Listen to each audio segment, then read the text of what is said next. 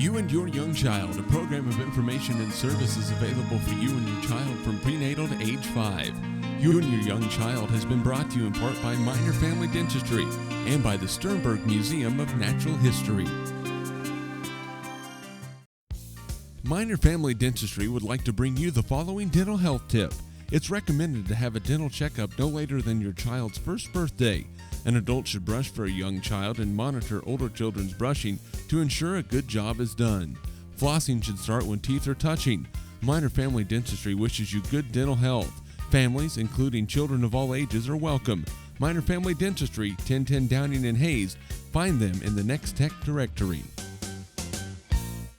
A new educational experience is being offered by the Sternberg Museum, and they need your help to get it started. This summer, Sternberg will launch new summer camps for students. They're running a fundraiser on rockethub.com to raise funds for supplies and tools. To donate to this cause, go to rockethub.com and search Sternberg Museum. Help them provide experiences for more discovery under the dome. Discovery under the dome. Hello, and welcome to You and Your Young Child, the program devoted to early childhood. My name is Dana Stanton, and I'm the coordinator of early childhood grants for USD 49. And I have two guests with me today. First, I have Brenda Vitztum from the Hayes Area Children's Center. Good morning, Brenda. Good morning. Now, Brenda, first of all, tell us what organization, I already said what organization you work for, and what do you do there? Well, I'm housed at the Hayes Area Children's Center, but I'm part of the Part C Early Intervention team. We work with children from birth to 3 if there are any concerns with health or development. And on my right, we have Tiffani Meyer. Good morning, Tiffani. Good morning, Dana. Now, first of all, Tiffani, tell me what organization do you work for and what do you do there?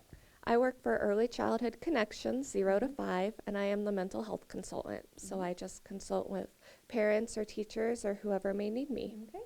Now I'm just going to kind of go back and forth here. The reason we're here today is we're talking about fetal alcohol syndrome. And there's lots of terms. There's fetal alcohol syndrome, fetal alcohol effects. I believe there's a spectrum disorder. And I'll turn to you first, Brenda. And what's the difference between those three terms?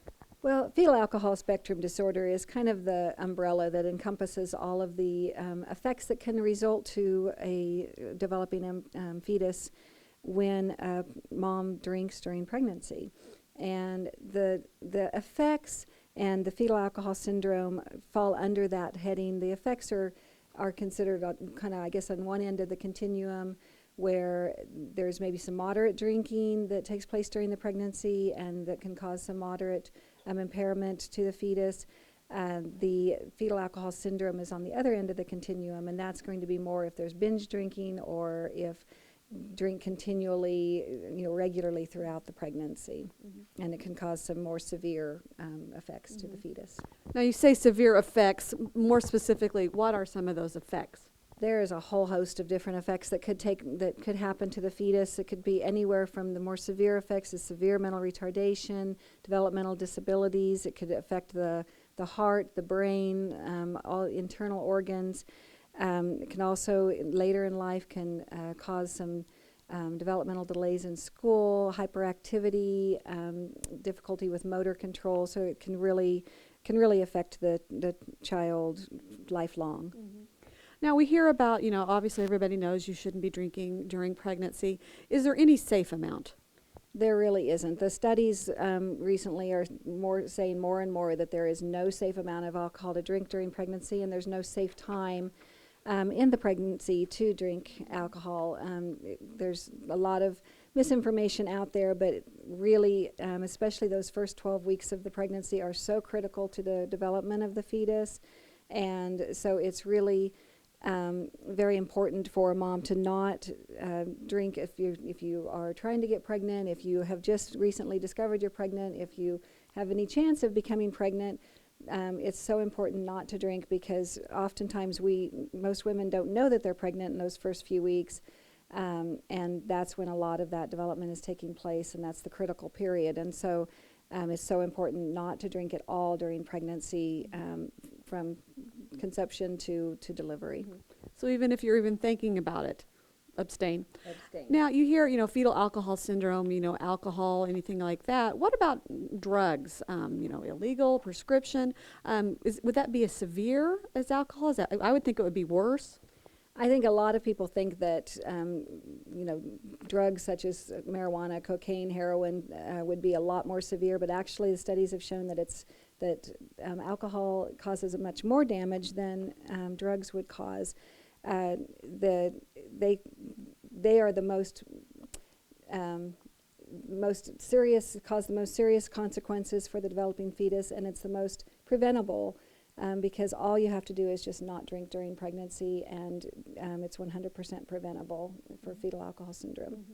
So those are some pretty scary things. One little slip, so you need to just abstain completely. That would be so much more beneficial for your child. Yeah. Now, I know you both have taken a training to learn a little bit more about fetal alcohol syndrome. Tiffani, can you tell us a little bit about that training? Yes, absolutely.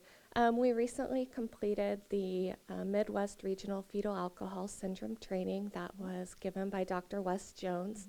And this training allows us to also go out into the community and talk about the awareness, prevention, identification, and care of FAS. Now, what are the next steps? You've taken the training. What happens next? The next steps will include us also just reaching out to those community groups that we're either already working with or somehow involved with. So whether it be some of the connection staff, the early Head Start staff, some of the classes at the college or the high school or even the VOTEC, just to share that same information with them. So you have a PEO group or a church group or a MOPS group. You could give a presentation to them. Absolutely. And any group who is interested, all they need to do is contact us, and we would be more than willing to set up a presentation or share information or whatever they're looking for. Now, if someone was interested in that, they wanted to learn more, maybe have either of you come and speak at their group to learn more about it, is there a contact number or a place they should call? Yes. They can reach me at the Connections office, and the phone number there is 623-2430, or they could also ask for Brenda Vitztum and Elaine Rupp, and they are at the Children's Center, and the phone number there is 625-3257. Okay. Thank you, ladies. Some really good information. Don't hesitate to call either one of these ladies so we can talk more about this to your group. You've been watching You and Your Young Child, the program devoted to early childhood. Parents, remember, you are your child's first and best teacher. Thank you. Thanks for watching You and Your Young Child, a program of information and services available for you and your child from prenatal to age 5. You can watch the program weekdays in the noon and 9 o'clock hours.